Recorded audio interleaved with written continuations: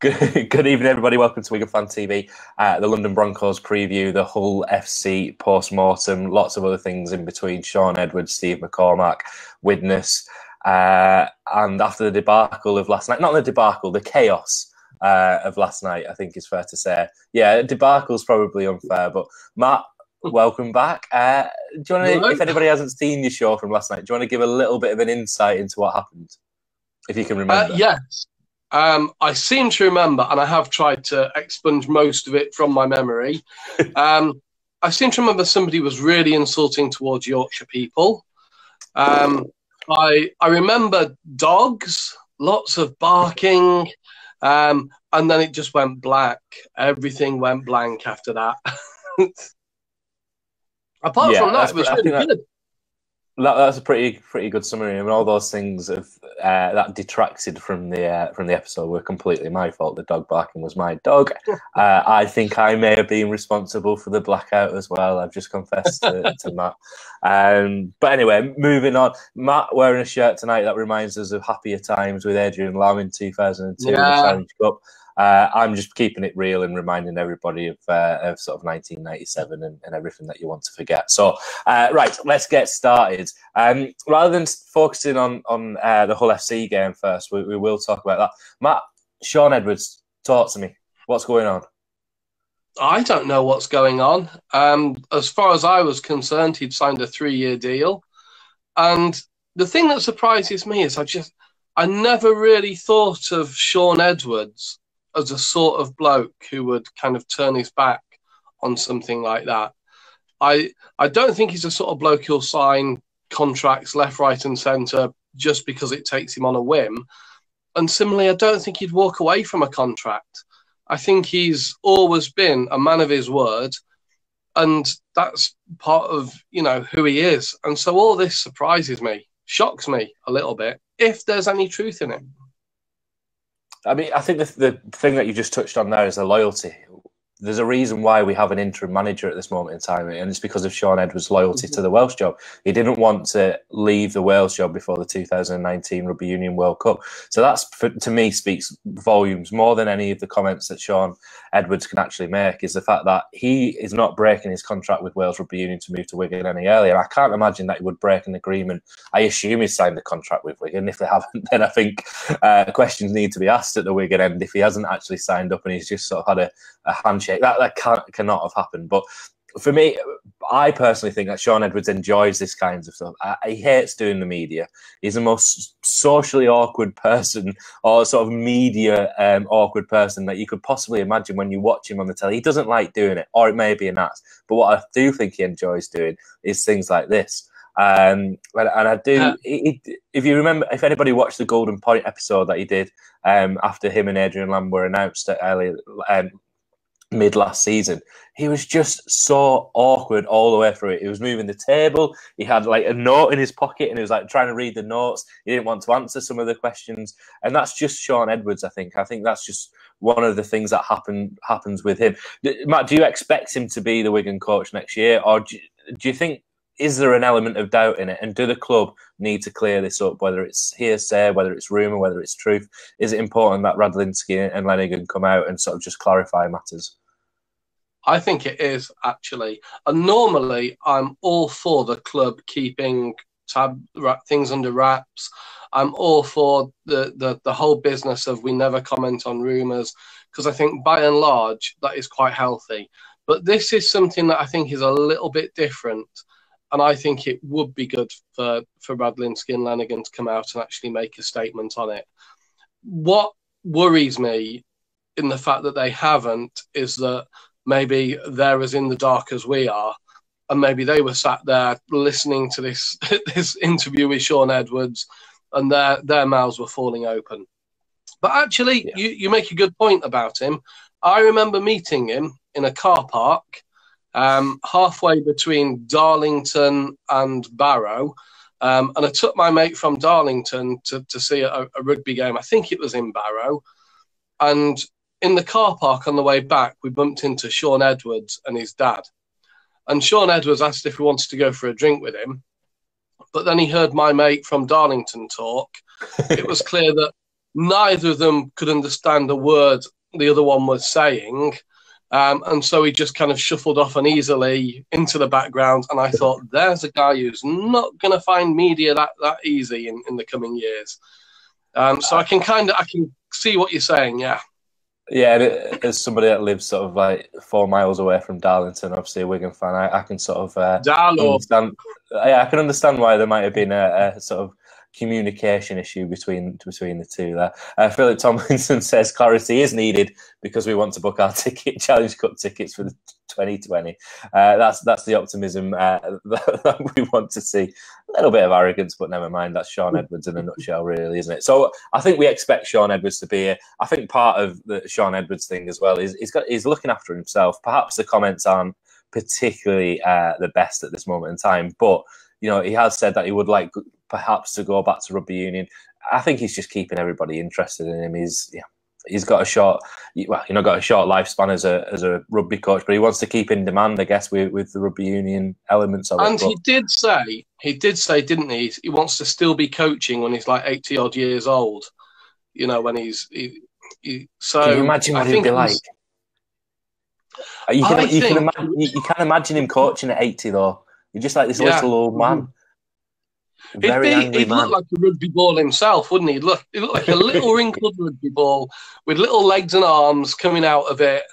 And I'll tell you what, I would not disobey that rugby ball. Anything it told me to do, I would do it. Whisper it quietly, and he kind of looks like that at the minute, doesn't he? Did you see? If anybody watched the Wales England game, obviously nobody watched it because they were watching Castleford against London. Everybody was watching that. He did his little Alan Partridge impression at the end. If anybody saw that, which was quite funny as Wales scored a late try. Right, let's stop talking about people that aren't at the club and rugby union. Let's give our heads a wobble. Hull FC 23, Wigan 22. Hangover, or were we just really, really poor, Matt? Are you concerned about that, or do you think? And I put this on Facebook and Twitter afterwards that Wigan have not the best record after playing Australian opposition. They either lose or the games that you would expect them to win aren't quite as comfortable. Do you think? Are we to be concerned? And this conversation will obviously go on and go on and go on about poor form, about what we might be doing. Your thoughts, Matt, on defeat to the team that hadn't won since June last year? Yeah, I didn't go to the game. I was stuck down in the southwest, so I couldn't make it up there for that one. But I listened on the wireless, and I've got to say I had an uneasy feeling about it way before kickoff because Hull are actually they're a good side. They're missing players at the moment, but they've got a lot of talent, in their back still.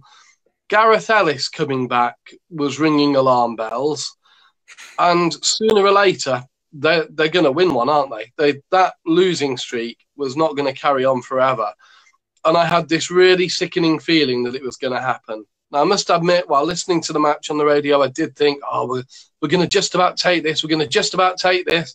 Oh, golden point. This is it. We're going to I wasn't entirely depressed by it. I was just partially depressed by it. Where do we go from here?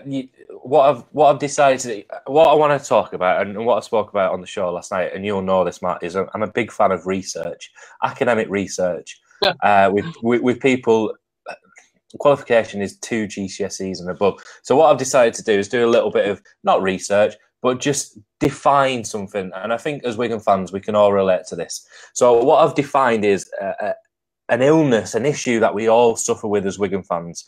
The symptoms are pretty much what you just explained: anxiety, not quite depression, worrying about going to London at the weekend, not because it's a big city, but because we might lose to London Broncos. The fact that before the game you thought that Hull, a team that hadn't won for 12, 13 games, might beat us. And it seems the issue seems to arise when we lose 2 games in a row. So what I've defined this as is the Wigan wobble. And I think the Wigan wobble is I've seen the Wigan wobble on King Street late at night. This isn't it. Yeah, Yeah, that is, yeah. I know what you're talking about there. So we've been labelled with the Wigan walk before, but I think we need to label ourselves as we've got the Wigan wobble at the moment as a fan base, haven't we? Now it happens every year. It varies. It's not seasonal. It varies. It can arrive in summer. It can arrive in September. But thankfully this year it's come nice and early in February. We've got lots of time to recover from it. 2 games in a row, and we're questioning Adrian Lamb. Is that right? Two games lost in a row. One of them against Sydney Roosters. All right, start of the season we lost to St Helens as well. We've lost Sutton, we've lost Bateman, we've lost Tompkins. We've got a new coach. We've got lots of new players trying to bed in. Are we, as a fan base, fair to start talking about Adrian Lamb as a coach 3 Super League games in, 4 games in? No, absolutely not. I mean, any team in the position that Wigan are in now would expect to be wobbling all over the shop, wheels falling off. We're actually, as a team, we're starting to actually change the way we play, and that's a fairly deep-rooted thing in itself. So on top of losing the players, losing backroom staff, gaining a new coach. And I don't think the fact that he's an interim coach has got anything to do with it, whether he's here in 2 years' time or 1 year. So that doesn't matter. It's a new coach asking the team to do new things. We've had basically a cup final at the start of the season. All this is Wobble City. And you're right, Dr. Shaun, with your Wigan wobble that you've just diagnosed. Yeah. It is good to get your wobble in early. There is, I think that is key though, isn't it? Everybody has a wobble. Saints have the Saints stutter. Leeds have got the Leeds limp. Wigan have got the Wigan wobble. Leeds are getting their limp in early. Wigan are getting the wobble in early. This is not easy to say. Saints will get their stumble, stutter, or whatever we might classify it as later on in the season when the bubble bursts later on. But one of the things that's coming through on the comments a lot is this element of defence. And we spoke about it a little bit last week.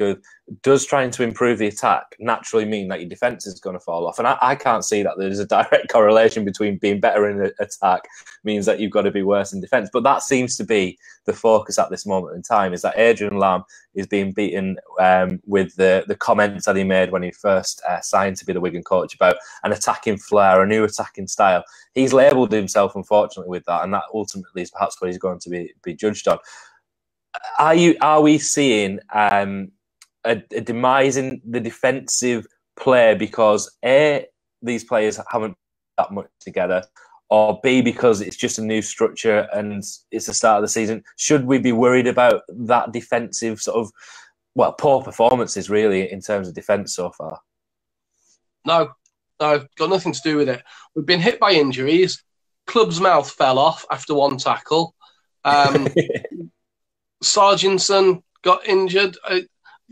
It's the perfect storm, isn't it? There's a phrase I hate. That's a cliche, isn't it? The perfect storm. They're all crap storms. There's no perfect storm.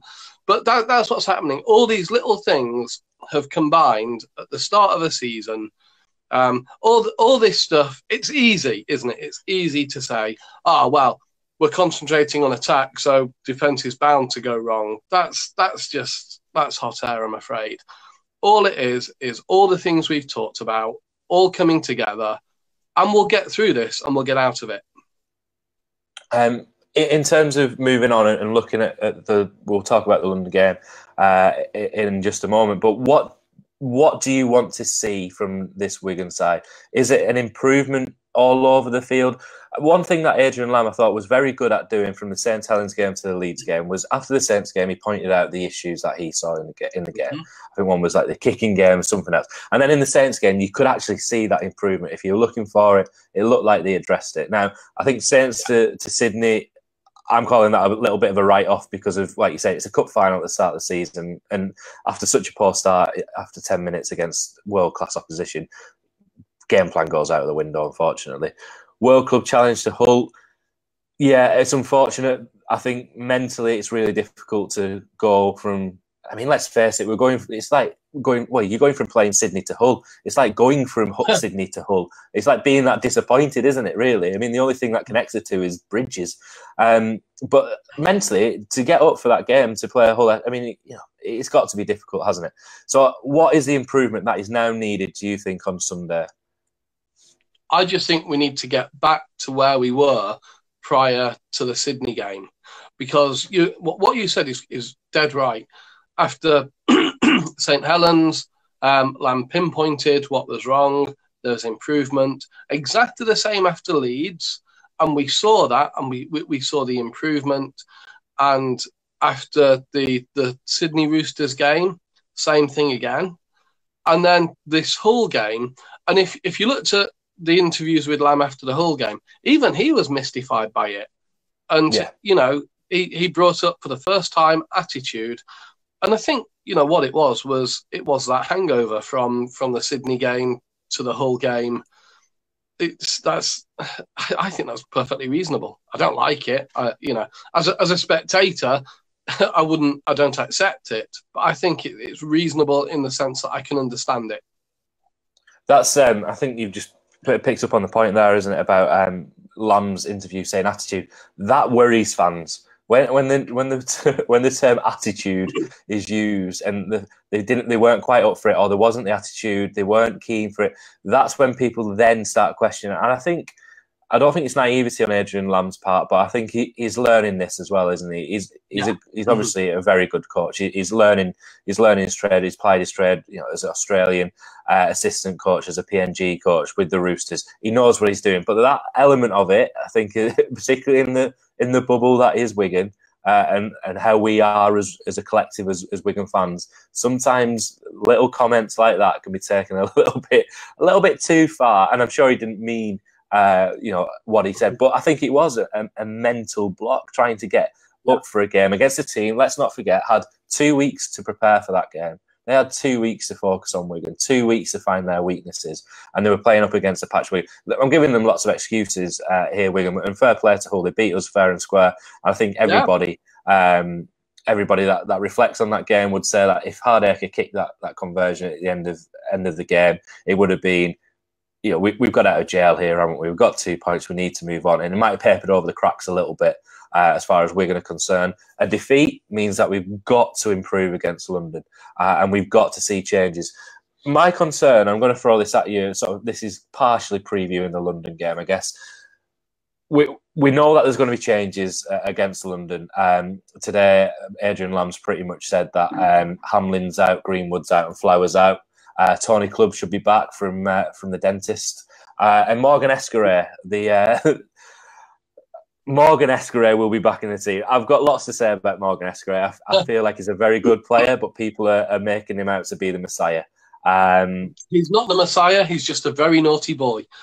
Yes, you've always got to get a little bit of Monty Python in wherever you can. That is the rule. Bearing in mind, we've got in 3 weeks' time, we've got a massive game against Warrington. Perhaps it's not right to look too far ahead to an away game against Warrington. But they're, at the moment, Saints and Warrington are certainly the benchmark of the league. We've got 2 games leading up to that. You've got London away, Huddersfield at home. If you could handpick games, arguably, with all respect to those 2 teams, these might be the games that you would handpick. Is the concern leading into that Adrian Lamb at this moment in time does not know his best team? That's a good question. I think. And will he find his best team before that game? I'm not convinced that's the case, to be honest. I think he's rotating players and he's being pretty shrewd about it. Because, of course, when you drop a player, it sends out a message to that player, as well as, checking out how other players fit into a team.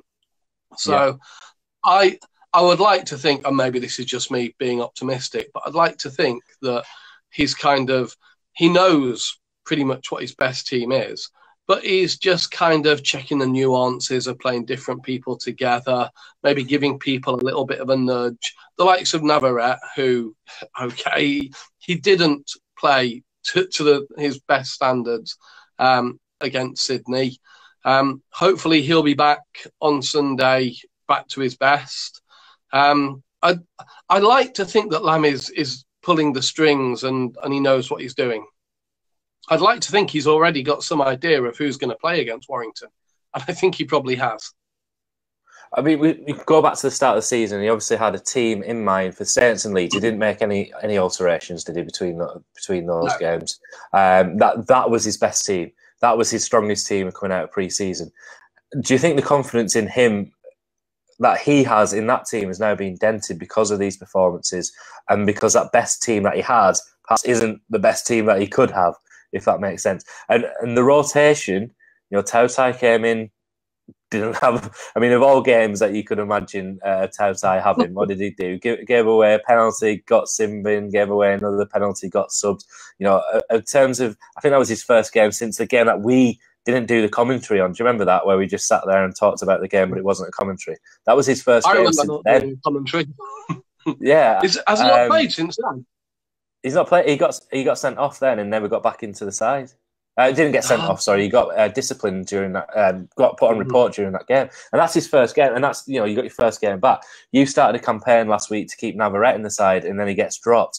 But then you got people like Liam Byrne that come in, score on debut for a young kid. You've got Joe Bullock, who's absolutely tearing things up, and his master fans' favourite Gabe Hamlin. All right, he's going to be injured. Is there a danger that having such a large squad that we're never going to really finalise what this best team looks like until Easter time? And then is it too late? You are Wigan wobbling all over the place at the moment, aren't you? I'm on a right wobble. Yeah, you've just taken one of the most positive things about Wigan, and that is we've got a great big squad full of very talented players, and you've turned that into a negative, Sean Lawless. What is the matter with you? Honestly, I'm really good at doing that. I think it is being a Wigan fan. You've got to see the negative in everything to be a Wigan fan. It's like, remember in 2017 when we won the World Club Challenge and got to the Challenge Cup final, but it was the worst season ever. Anyway, sorry, go on. Oh, those were terrible days. No, I have a feeling that actually having a squad like ours in the long run is going to be more of a blessing than a hindrance.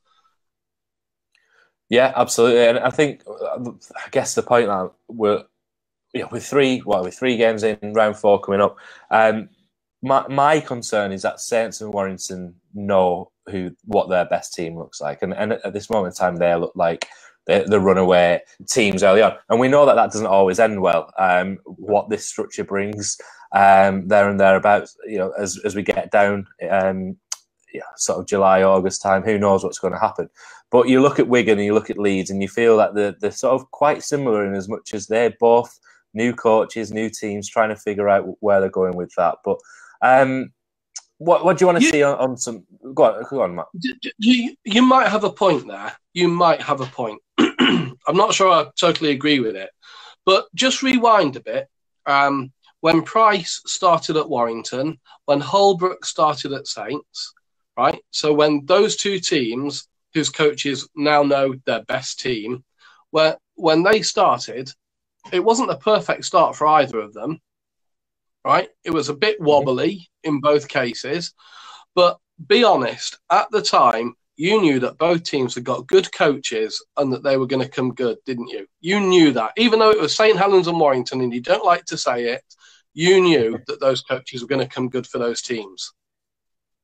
You would certainly expect that, yeah. I think I'll give you that. Don't give me. You would certainly expect it. You knew it in your head. You knew it, and it's the same with Adrian Lamb. But is the issue though that Lamb's only here for 12 months? That might be a bit of an issue, but I reckon way before his contract is up, he is going to come good. Yeah. Okay. Somebody's just got a really good point on here about the players that we are missing as well. Liam Farrell, Joe Burgess, Don Manfredi. These are players that not many other clubs could be replacing, really. I mean, look at Salford. If Salford get 3 injuries, they're probably going to be missing one on the interchange because the squad's that small. We are really lucky in the size of the squad, but at the same time, we've got nowhere to play these other players to play themselves into form. And I think going back to Tautai is the perfect example. He comes into a game, however many months after the last time playing, he's not had that opportunity to play reserve grade rugby. It's just daft, isn't it? That is the first rugby game that he's played bar pre-season, and we're expecting him to. Yeah, anyway. Right. Let's we'll sort of talk about London again in just a second, but a couple of things. Today it was announced that the point deduction appeal is going to be on Tuesday. Do you think that's a turn of? It seems strange that the RFL are announcing when the appeal is, but they decided they didn't announce when the actual whole investigation had concluded until the eve of the Super League game, eve of the Super League season. Do you think that just adds fuel to the conspiracy that they did it deliberately because it was on the eve of the Super League season? It's almost like they're a bit disgruntled about this whole new Super League breakaway stuff, isn't it? Yeah. I just think that they are so transparent. And for an organisation that has never been at all transparent, at the moment they are looking very transparent. They're like petulant teenagers. About Tuesday? No, I'm not. It's an independent panel, isn't it? Yeah. So there is that, but hell yes, let's be optimistic about it. We're going to get the 2 points back. It's going to be fine. I mean, we could. This could be like the most. What a week to get rid of the Wigan wobble. We could beat London in London on Sunday, and then on Tuesday, practically win another game. We could. This time next week, we could be on 4 points. Mm-hmm. Yeah. We need. Worst case scenario. I mean, I haven't read into this too much, but can they deduct us more points for an unsuccessful appeal? I don't know. No, they wouldn't do that. The RFL love us too much. Can you imagine if we win on Sunday and then so we're on 2 points for like a day, and then on Tuesday we get deducted another 2 points, so we're back down to 0. Minus 2 points. Sven says, have you heard who the independent panel is? McManus, Hetherington, and Skeletor. I fancy our chances with that. Skeletor's a massive Wigan fan. Another line coming out of the club today. Somebody that we have spoken about quite a bit, Steve McCormack leaving Wigan in March to go to Rugby League Cares. I think we've spoken about this. We've spoken about Steve McCormack quite a bit during the Joel Tompkins saga, didn't we? About how important it would be that Wigan would stand by Joel Tompkins because we've got a player welfare manager, and that lasted 4 days. But in all seriousness, I think Wigan have led the way a little bit with this, and it's been rewarded in as much that he's now going. RL Cares is a charity, but it's going to be an organisation in which he's pretty much in charge of player welfare for the leagues now, isn't he? Do you think that's an important step for? Well, congratulations to him first of all for getting the job. But do you think that's an important step moving forward for Rugby League as a sport? Yeah, and I think it's important that Rugby League keeps moving forward in this way. Rugby League, in my mind, has always been a bit of a vanguard sport for all this sort of stuff. We're a sport that broke away from a parent body over issues of player welfare. Since then, we've led the way in so many areas, and I think it's good that we're making moves like this. And it's great for Steve McCormack. I think it's great for Rugby League. It's great for Steve McCormack. Not so good for Wigan, because I think he was a great bloke, and I think he's going to be missed. Do you not fancy the job? Do you think you'd be good in charge of player welfare? I mean, I don't think you'd last very long. No. I think it's important that the players have some welfare for a start, so I probably wouldn't be the best person to...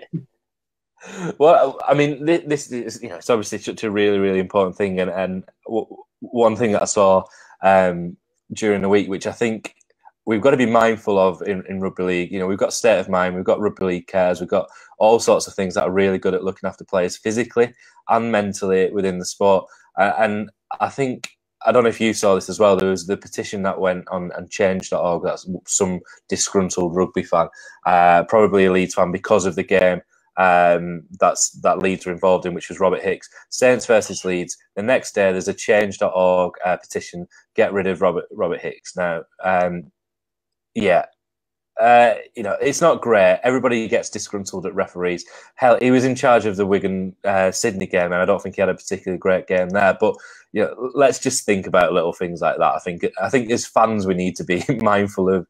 There's unfortunately we've had a referee in Rugby League that's committed suicide. We've had Terry Newton. And I think at the end of the day, this is just a sport, and our teams do lose, and that's the importance of people like Steve McCormack in that. So just something that I saw, and I was just like, that's going to go.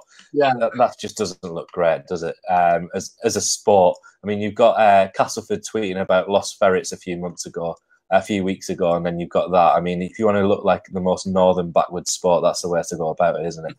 Right, we're going to finish on the London game. We will talk about that in a little bit more. Give me your thoughts on Widnes. What, generally as a town, or just the demise of Widnes and where that might lead to, particularly after the show that we did last night. I'm sad to see Widnes suffer. Really, I've got family from Widnes, so I do feel a bit of an attachment to the town, to the team. I think we have to be very, very careful who runs our clubs and how those clubs are running. And this is why I was always a fan. And I know it's not popular, and I know it died a death, but I was always a fan of the licence system. And I think that the licence system would have been perfect if it was better policed and actually organised to some degree. And I think, Widnes have fallen victim to the fact that there aren't those procedures in place anymore. And it's sad. It's sad. It's sad for the players. It's sad for the town. I don't know where they're up to. And I know a lot of money has been raised by the fans. What's the prognosis? Is there still a heartbeat there? Yeah, I think there is. I think there is a pulse somewhere, isn't there? And Spencer puts on here, how top is Willie Ice? I mean, this is. I'm sure everybody saw the imagery from late last week with Willie Ice took time out of from training. Apparently, he still lives in Widnes. Obviously, he's an ex-Widnes player, but he went over to Widnes and was on the phones ringing people to support the Widnes fan support. I think it's the supporters fund, isn't it? That are trying to sort of raise money to sort of buy a stake in the club, whether that be with a potential backer, like not a Kukash, but a Kukash type person. So then the fans do retain a stake in the club later on. But yeah, Willie Isa, what a top bloke to do that. And I put on the post as well that he won the Community Awards at the Wigan Awards a few years ago. And one of the reasons why he won that award was he just goes around and buys tickets for kids that can't afford to go and watch Wigan. I mean, this is a guy that doesn't do it for that attention, and the fact that I even put that out on a tweet, he probably hated that. But this is he's just a good person, and no matter what people might think of him as a player, what he does or doesn't offer to Wigan as a team, I think everybody knows that I'm a massive fan of Willie Isa, and I think that goes to show exactly the kind of bloke that he is. Carol's just put on here. Did you just call him Wiggly Isa? Wiggly Isa, wobble, I'm wiggle. Sure you just said Wiggly Isa. Did I? I think. This is Carol's just put this on, right? And this I had this lined up. So I saw this. One of the reasons why I wanted to talk about Widnes is twofold, really. So Carol says, sorry that she's late. She's just got back from Widnes because Reece donated a shirt, and I had this lined up. So I think everybody knows of Reece and the Just for Reece, and that's Reece's Twitter page that's on there now, and that's Reece down at Widnes today, donating a shirt that I think he won from the World Cup Challenge, a signed shirt. He's donated that to Widnes to try and raise some cash for him. And how good's that? A little boy that's not had the best of times to do that, and I saw that, and we've got to be proud, haven't we, as Wigan fans for somebody like Reece to do that. So well done, Reece. That's really, really, really, really good.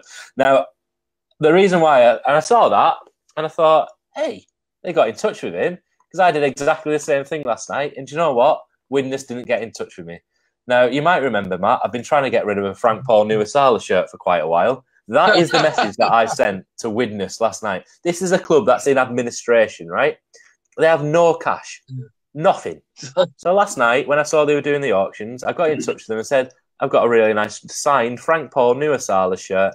It's from one of the Hall of Fame shirts. Quite a rare shirt, that. The frame's probably worth more than the shirt, but obviously it comes in the frame. I'll post it to whoever. Not a tickle. Not a reply. Nothing. Even a club in administration doesn't want me Frank Paul Nuasala shirt. I'm shocked. I don't know what to say, but suddenly Widnes has gone up in my estimation even more. I mean, I couldn't believe. I mean, I'm sure there's a genuine reason, but you can just imagine him receiving that message last night, going, "Ugh." Nah. I mean, if you take it out of the frame, maybe just send the frame down. So Is it signed I'm by his wife as well? Don't, honestly, that is a kind of, do not open that can of worms. Do not open that.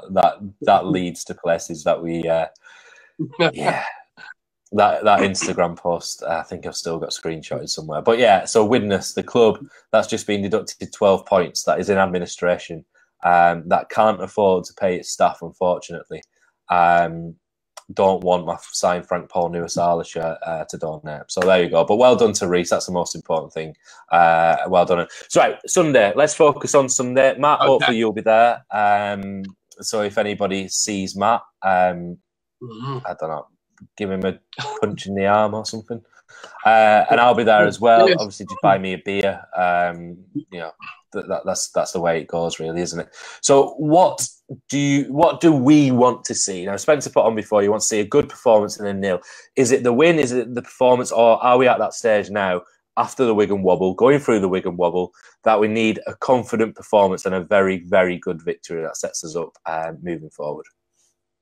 I think I'm not too concerned about the number of points we win by, to be honest. What I want to see is a sense of togetherness in the team, that kind of common purpose that we've got very used to watching a team that is very well drilled, very together. And I don't think that was that. And I've only seen the highlights from Sunday's game, so I listened to it on the radio, so I don't know for sure, but it sounded like that was missing on Sunday. So that's what I want to see. A Wigan team that looks like a team that beats London. Don't care how many by. 30 would be good. Yeah, I'm sort of in two minds with this as well. We're obviously going to make changes. I can't remember if the pitch is it like half artificial, full artificial? I can't remember what it is at London. I think we replaced Widnes with another sort of partially artificial pitch. I might be completely wrong with that. I know Rob's watching, who's a Cas fan. Maybe he can tell me because he played at the weekend. But so that may influence the decision of players that we play at the weekend as well. So ideally, I would quite like to see a strong Wigan side go there, one that we see progressing with partnerships, whatever that halfback partnership might be. Perhaps it's Samet and Williams starting, which is what I'd like to see. I'd like to see Luluai at 9 started, and things like whatever it is that Lam sees as his next step of trying partnerships. That's what I would like to see this Sunday. But I don't think Sunday is a game that we're going to get that, unfortunately. I think it's a case of squad rotation. And try and get through the game with a victory, really. And then the following week, the Huddersfield game at home, I think is a game where we then try and set a structure of this is our team moving forward. And then I think everybody, you would think after that most people have had a chance. Escaré, then the Messiah Escaré, or is it Messiah Escaré or Manchur? I can't remember. Yeah, no. What is Escaré? He's a saviour. Yeah, that's it. Yeah, just like that's my concern about Escaré. Is people are building this sort of thing about Escaré being, we need Escaré in there, and he's going to get his chance on Sunday. What happens if he has a toe tie? Where do we go from there? If he has a toe tie, he's going to get battered because he's not as big as toe tie. So Escaré, don't do that. But you've got a very good point. What happens if he fails to deliver? And, oh, God, will people then turn on Escaré too? Yeah, probably. The Wigan wobble turns its... we've already got rid of one Frenchman, thanks to you, trying to keep him in the team.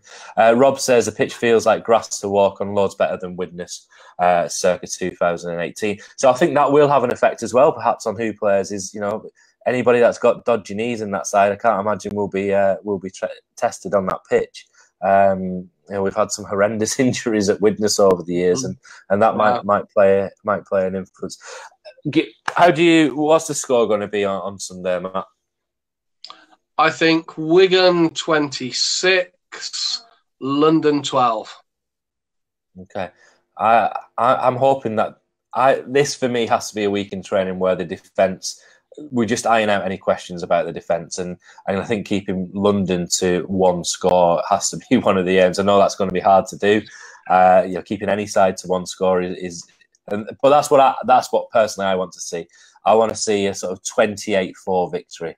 That'll do for me. Anything less than that, anything less than that, then who knows what'll happen. Sven says, "Do you think Locker's rested then? Possibly. I think I'm surprised Sean O'Loughlin's played as much as he has. I was surprised to see him playing against Hull, to be honest with you, after the effort that he put in against Sydney. And who knows whether that played an influence. Stuart says it'll probably go Golden Point again. Oh God, can you imagine if it goes to Golden Point again? Clive says thanks to us. No rap this week. Now Matt did say, and I know you're all going to be thinking that it's just he was just trying it on. He was just doing it for attention. Well, you're right, ladies and gentlemen. He is doing it for attention. He's doing it for the comeback. No. Obviously, rapping just wasn't working out for me, so I've decided to go in a new direction. What I want to do now is really want to set myself up as a tour leader, tour guide, because let's face it, we've had it's been a fairly miserable half an hour in your company talking about Shaun Edwards and Hull really and the Wigan wobble. Yeah, McCormack's gone. All the talk of Williams going, but we have got an away day ahead of us this coming weekend, and we are going to London. London, look, with the London Eye and Wembley and the big tower with Big Ben in, and it's London. Beef eaters, route master buses. So come on, I'll tell you what. I'll put my tour guide hat on. There you go. And roll up for the Macaulay tour. We are going to see the Broncos. And how far have they come over the years? Because, London Broncos used to be, didn't they, a bit like that other London attraction, the British Museum. Sounded quite British with the title, but was just full of a load of stuff we'd robbed from abroad. With a London twist, jellied Parramatta eels, North Queensland beef eaters, South Sydney rabbit, but not anymore. Now they're as British as a red telephone box. So, let's get down there. Let's enjoy the tube experience. The tube, descending into a dark tunnel, jumping onto 6 consecutive overcrowded trains, emerging 2 hours later just across the road from where you went down in the first place. It is going to be brilliant. London is wonderful. Everything is going to be great. And talking about down the tubes, they've got a posher artificial pitch than Widnes. So that's going to be good. And David Hughes, London's owner, said you can't have Super League without London. I say you can't have London without Super League. They need us. All those mucky chimney sweeping cockneys, they need us to bring a splash of colour to their lives, because London is a cultural wasteland. It's like Mordor, but with slightly better restaurants. So they need us to go there and to bring our colour to their cultural wasteland and our traditions. And the favourite tradition that we all have is put your hands in the air, let me hear you say, we're going to beat the Broncos because we play the Wigan way. So I think roll up Macaulay Tours, let's get ourselves down to London and let's smile. I wondered, so if we're going to Mordor and we're both going, who's Frodo and who's Samwell? I'm Frodo. I was going to say you were Gollum, to be fair. I knew you were going to say that. I've already been called Ronnie Corbett tonight. How bad can this get? It could be worse. You could be called Ronnie Baker, but never mind. Anyway, so anybody that's going down to London, we'll see you down there. Look out for Matt. He'll be in his conductor's hat. Let's hope he's in the conductor's hat rather than the horns. But if you see us, come and say hello, and hopefully we'll see a Wigan win for the first time in 3 weeks. How good would that be? Spencer says London is like St Helens, but £7 a pint. I want to know where that £7 a pint is. That's where you want to be drinking. Anyway, thank you everybody for watching. We will be back next week when Wigan will have 4 whole points potentially, and we'll be previewing the Huddersfield. Matt, thank you so much for taking your time out 2 nights this week, and we didn't get cut off tonight either. And thank you everybody for watching, and we'll see you next week.